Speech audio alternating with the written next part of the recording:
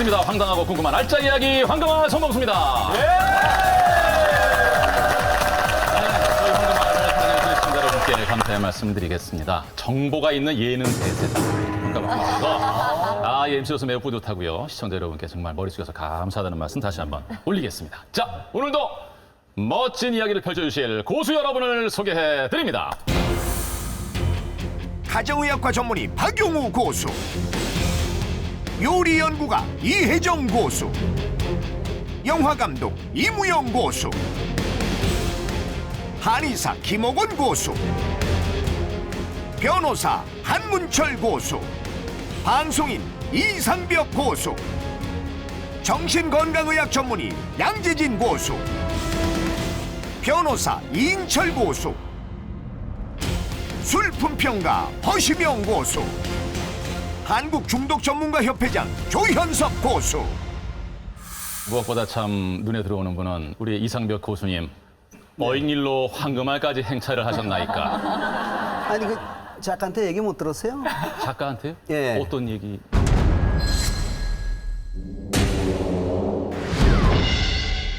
일단 여기 와서 분위기를 보고 나서 헐만하면 자기한테 얘기를 해요.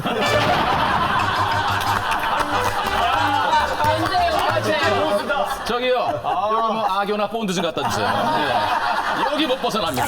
예. 참 재치가 있으시고요.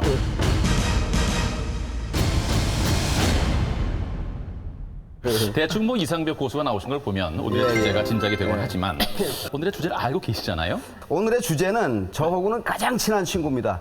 그러면서 떼고 싶은 왼수입니다. 친구이자 왼수, 알쏭달쏭하십니까? 오늘 황금알의 주제는 바로 이렇습니다.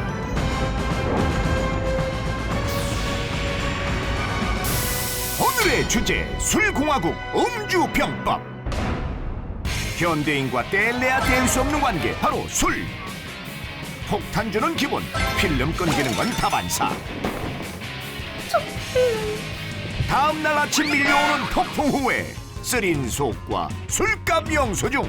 그래서 준비했다. 술공화국에서 살아남을 수 있는 최고의 비법. 술 좀 가르쳐 주세요. 지금 바로 전수합니다. 술이 정말 엄청난 그 행복감을 주는데 술을 왜 마셔야 되죠? 그런 왜 생겨요? 아니 술 때문에 가정 파탄되는 게 엄청 많습니다. 술이 대책만 있으면 딱히 나쁜 것만은 아니다. 네. 그 가장 좋은 대책.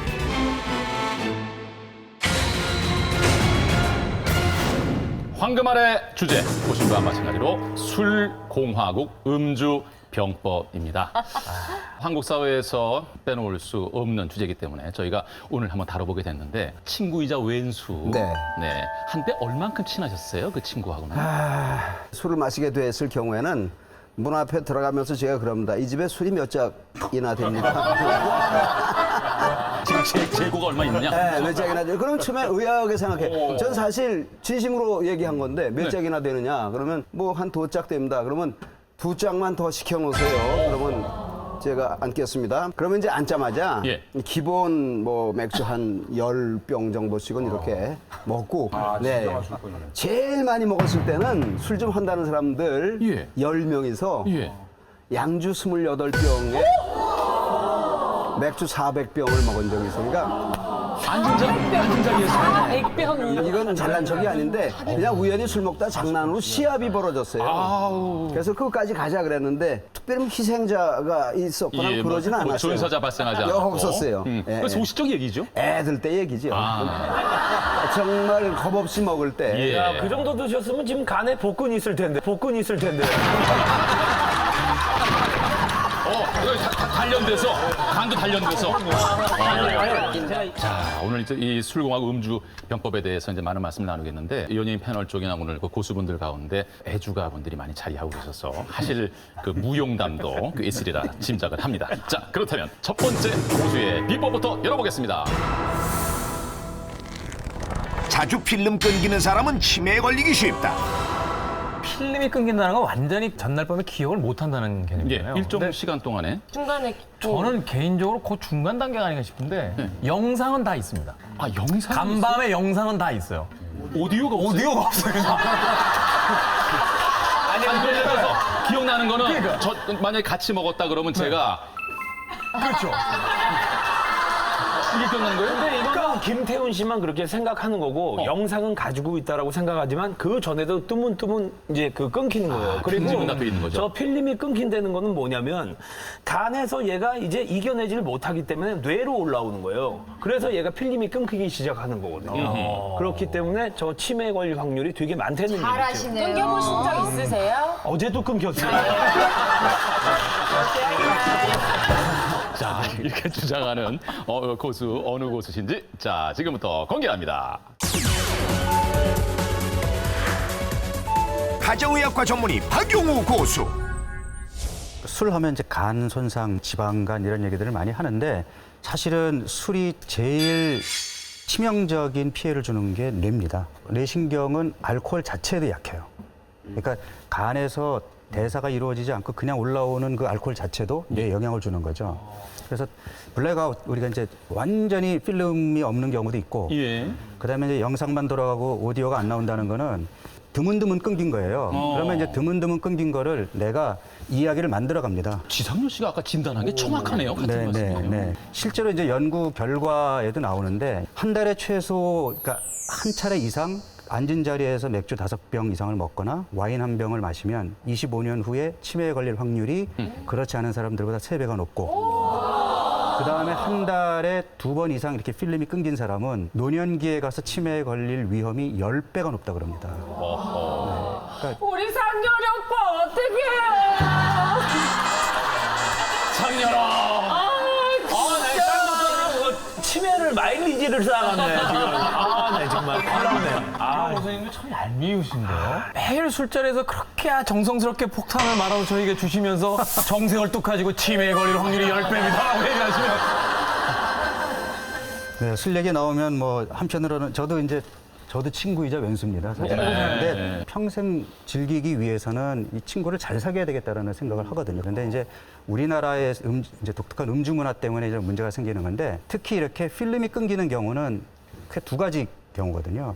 급하게 술을 마실 때, 또 하나는 빈속에 마실 때. 네, 그렇게 마시게 되면 혈중 알코올 농도가 급격하게 올라가요. 처음에 짧은 시간 동안에 그냥 이 사람 저 사람 술을 그냥 받아 마셨을 뿐인데 나는 술 마시고 있지도 않은데 계속 혈중 알코올 농도가 올라가는 겁니다. 그래서 일정 수준 이상이 되면서 필름이 딱 끊겨버리는 거예요. 예. 근데 이렇게 말씀하시는 우리 박용우 선생님은 필름이 안 끊기시는지요? 지금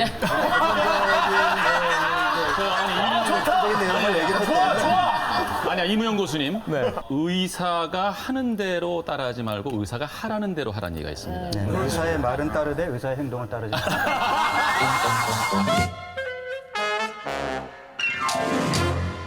제가 좀 보충 설명을 예, 하는데 예. 그 갑자기 화학식이 생각나네. 알코올 화학식 아세요 혹시? 그걸 왜 여기서 물어보세요? 에탄올 CH3COH가 아세트알데히드인데 COH에서 CO가 무슨 기냐 그러면 케톤기예요. 케톤? 케톤기 톤자 들어가는 게 굉장히 위험합니까? 아세톤 아시죠? 케톤기에 가장 간단한 게 뭐냐면 아세톤이에요. 안선영 씨, 뭐 하고 계시는데 지금?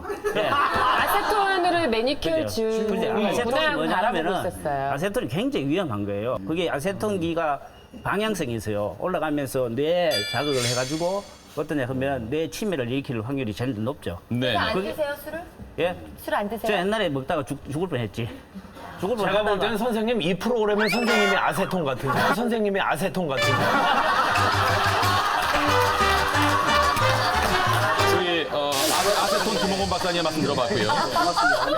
좀 더 쉽게 풀자면은 사실은 이제 장기적으로 술을 마시는 사람의 또 문제가 뭐냐면은 영양 결핍이 생깁니다. 영양 특히 결핍이요? 비타민 B1 결핍이 되면 그렇게 기억력이 깜빡깜빡하는 증상이 나와요. 그걸 베르니코프 콜사코프 증후군이라고 얘기를 하는데 우리가 필름이 끊긴 사람도 어떻게 상황이 되는지 물어보잖아요. 그러면 너 실수 없었어라고 얘기하잖아요. 그럼 이제 안심을 하는데 그 당시에는 그 사람이 말이나 행동하는 것에는 크게 문제가 없고 그 사람의 생각도 그대로 있는데 예.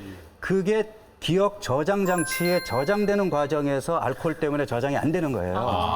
네, 그러니까 내가 필름이 끊길 정도로 마셨으니까 내가 어떤 행동을 했을지 모르겠다라고 생각을 하지만 사실 행동 자체는 크게 문제가 없는 경우가 많습니다. 네. 양재진 고수께서 아까부터 쭉 누르셨는데요. 아, 네. 네. 일단 블랙아웃이라는 거는 단계가 있습니다. 처음에는 부분적인 블랙아웃이 와서 한두 시간 정도씩 기억이 날아가는 현상인데 아까 말씀하신 것처럼 기억이 만들어지는 건 괜찮은데 만들어진 기억이 저장되는 과정이 알코올에 의해서 방해를 받는 겁니다. 따라서 저장이 안 됐으니까 꺼내 쓸 게 없는 거예요. 대신 옛날 기억은 그대로 남아있기 때문에 집 네. 찾아가거나 친구들하고 얘기하거나 택시타고 하는 일상생활은 전혀 지장이 없는 거거든요. 단 새로 이사를 가면은 옛날 집으로 간다든지 새로 만난 사람과 대화를 하면 실수를 한다든지 이런 일들이 벌어지는 거는 새로운 기억이 안 만들어진 것 때문이고요. 아까 이제 김웅원 선생님께서 말씀하신 아세트알데하이드가 문제다, 뇌에 더 치명적이다라고 얘기를 하셨는데 실제로 숙취를 일으키는 건 아세트알데하이드가 맞지만 뇌에 훨씬 더 치명적인 건 알코올입니다. 우리가 알코올 의존증이라고 하는 알코올 중독이 생기는 것도 지속적이고 많은 양의 알코올에 의한 뇌 손상으로 인해서 나타나는 거고요. 또 뭘 얘기하려고 그랬지?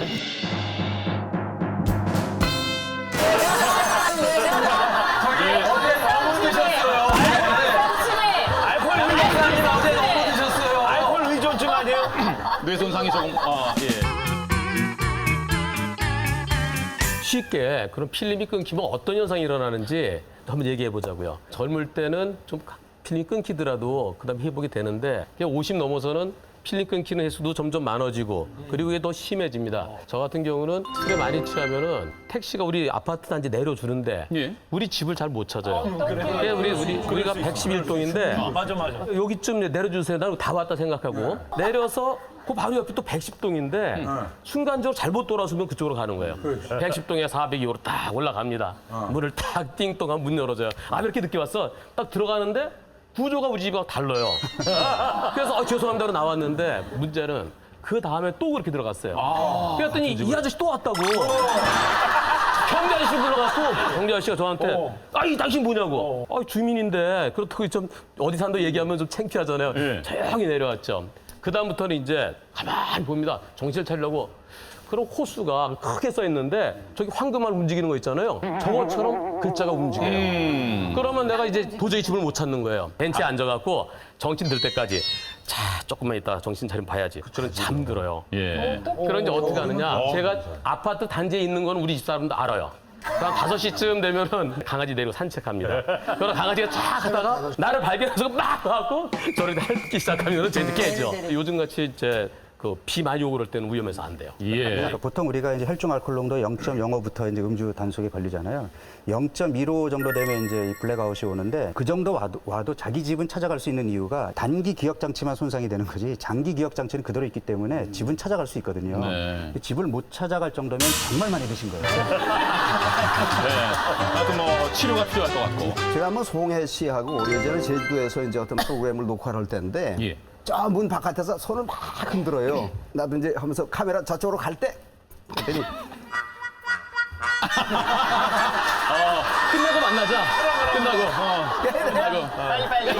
이런 이제 끝냈어요. 그럼 이제 모시고 내려갔어요. 네. 이런 얘기 저런 얘기 새벽 한 3시까지는 먹은 것 같아요. 제 몇 느낌에. 시부터 자신 건데요? 밤 11시쯤부터 시작했을 거예요. 이게 야간에 오는 녹화니까. 네, 네. 그런데 결정적인 거는 아침에 일어나는데 옷을 다 입고 내가 저 침대 누워 있는 거예요.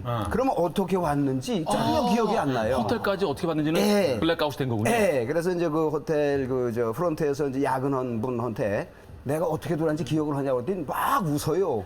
그래 왜 그러냐고 그랬더니 자기도 약간 착시 현상인 줄 알았대요. 당연히 내가 송 선생님을 업고 들어와야 되는데 송 선생님이 되는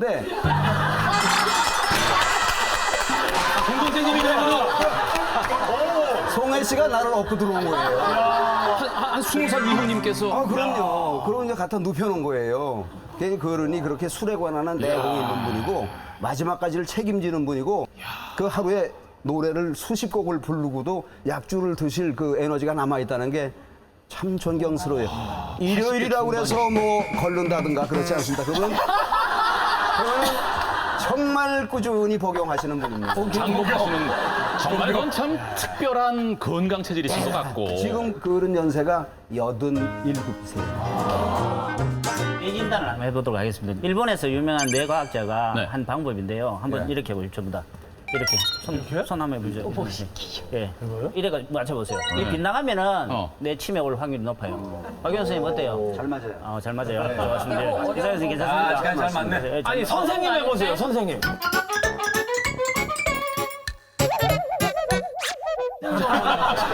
해보세요. 이렇게. 너 괜찮잖아. 안 맞잖아요. 선생님이 안 맞는데 지금. 그리고 이게 수리 능력이 있는데 제가 주당 이상백 고수님, 그다음에 박영호 고수님, 기억이 안 나. 조 고수님, 세 분의 내진단을 한번 해도록 하겠습니다. 순발력이 있어야 됩니다. 네. 7, 8이. 56. 합격. 그다음 박영호 선생님 256 곱하기 782 7. 불합격. 여기 불합격. 조영기 선생님 28,666 곱하기 789 곱하기 0. 합격! 박영호 교수님이 좀 이렇게 좀 행편이 없습니다. 지금. 박영호 교수님만 행편이 없습니다. 저 분명히 편집될 것 같습니다.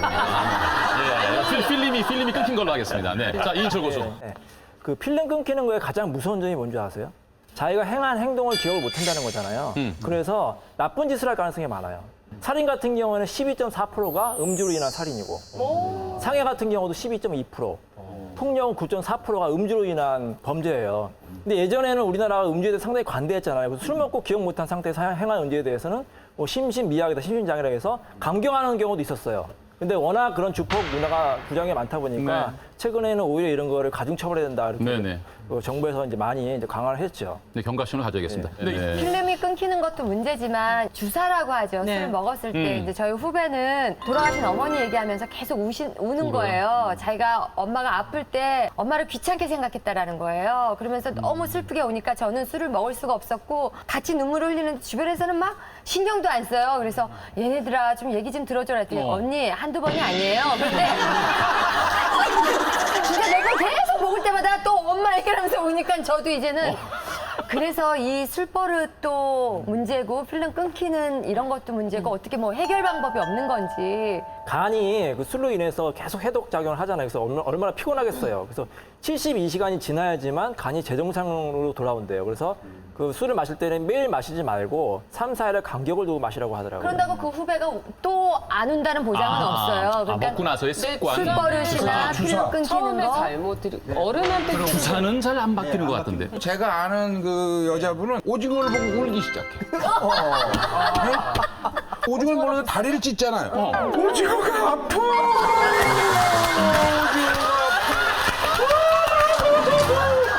많은 놈한테 오징어가 찢는 거 아파. 그러고 우는 게 있고. 그렇죠. 그리고 이 주사가 말이죠. 뭐 이렇게 울고 뭐 신세 한탄하고 친구야 나 속상해 이런 것도 괜찮아요. 내가 알아들을 수 없는 얘기를 둘이 대화를 해요. 먼저 경환이가 얘기를 합니다. 그러면 그 친구가 대답을 해요. 대화가 돼요? 그 친구가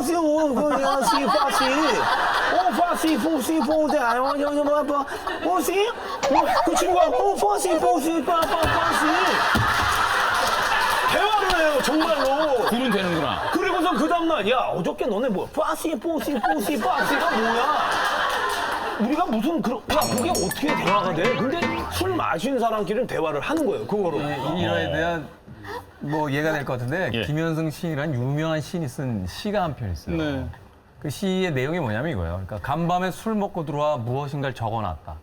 아침에 눈을 뜨니 뭐라고 썼는지 모르겠다. 저녁에 술 먹고 들어와서 보니 다시는 술 먹지 말자라고 쓰여 있다.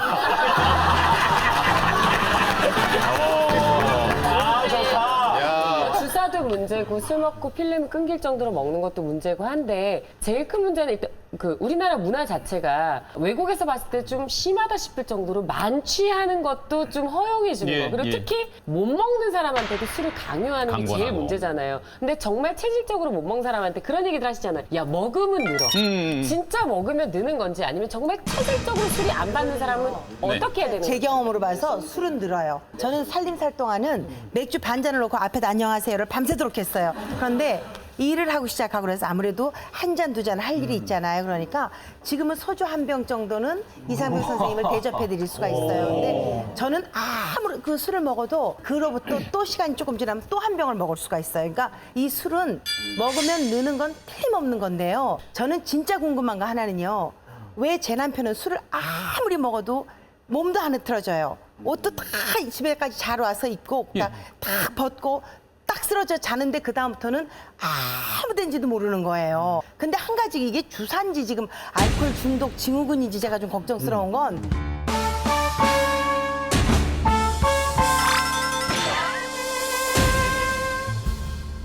들어올 때 제가 다녀오셨어요 하면 벌써 딴 집이라고 가는 걸, 딴 집이라고 가는 걸, 딴 집이라고 가는 걸 진지가 아니래요.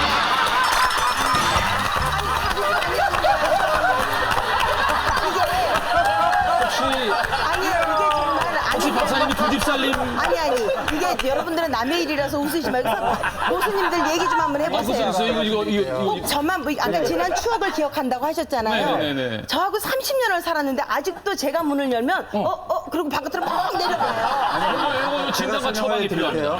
우선 지금 그 술버릇이라든지 주사라는 게 우리가 처음에 술을 마시면서 가졌던 습관이 계속 남게 됩니다. 그래서 우리가 술을 마시게 되면은 이제 이 조절하는 능력, 억제하는 능력, 요게 지금 이제 없어지면서 이제 조금 우리가 말도 좀 이제 좀 편하게 하게 되는 거고 행동도 좀 편하게 하게 되는 거 아니겠습니까?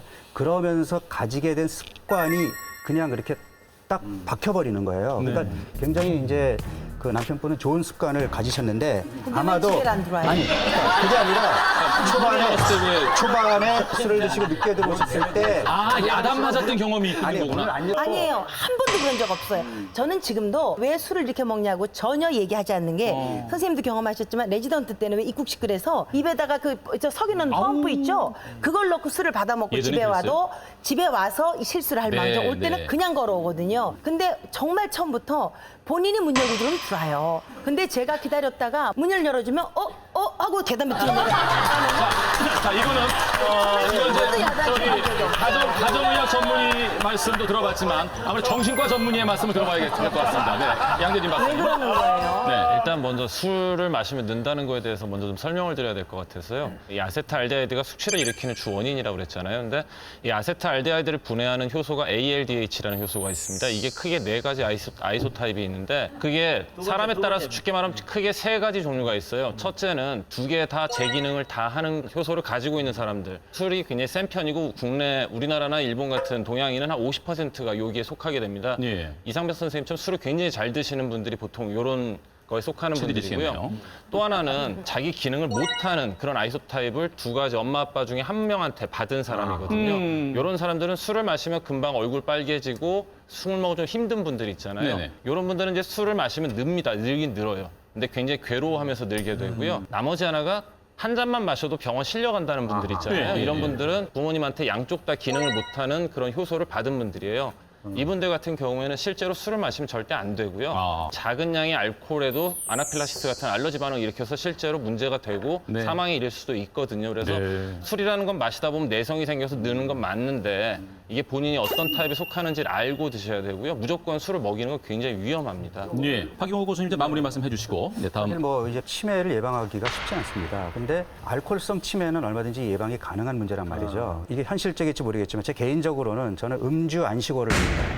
그래서 근육도 좀 만들어 놓고 좀 영양가 있는 것도 좀 챙겨 먹고 내 몸을 건강하게 만들어 놓으면 그다음엔 내가 술을 컨트롤할 수 있게 되는 거죠. 그래서 내가 술을 컨트롤해야 술이 내 친구가 되는 거지 술이 나를 컨트롤하는 순간 술은 왼수가 되는 겁니다. 박용호 교수의 비법이었습니다.